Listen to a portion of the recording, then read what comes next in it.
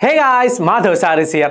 ഇന്ന് നമ്മൾ എന്താണ് ദക്ഷിണേന്ത്യൻ ചരിത്രത്തിലേക്ക് എന്ന 6ാം ക്ലാസ്സിലെ പാഠഭാഗവുമായി ബന്ധപ്പെട്ട ഒരു ക്വസ്റ്റ്യൻ ആണ്. നോക്കാം, എന്താണ് തിണകൾ?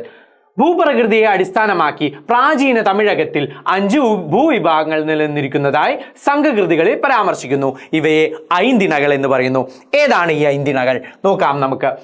തിണകൾ കുറിഞ്ചി, മുല്ലൈ, പാലൈ, മരുതം, നെയ്തൽ. ഏതെല്ലാം? കുറിഞ്ചി, മുല്ലൈ, പാലൈ, മരുതം, നെയ്തൽ.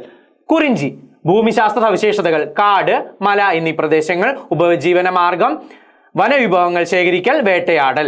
മുല്ലൈ പുൽമേടുകൾ, കുറ്റിക്കാടുകൾ. ഇവിടെ ഉപജീവന മാർഗങ്ങൾ എന്താണ്? കന്നുകാലി മേയ്ക്കൽ. അടുത്തതായി പാലൈ വരണ്ട പ്രദേശം, കൊള്ളയും കവർച്ചയുമാണ് ഇവിടെയുള്ള ഉപജീവന മാർഗം.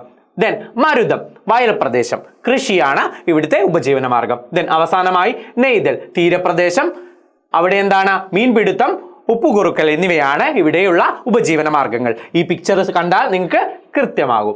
കുറിഞ്ചി, മുല്ലൈ, പാലൈ, മരുതം, നെയ്തൽ.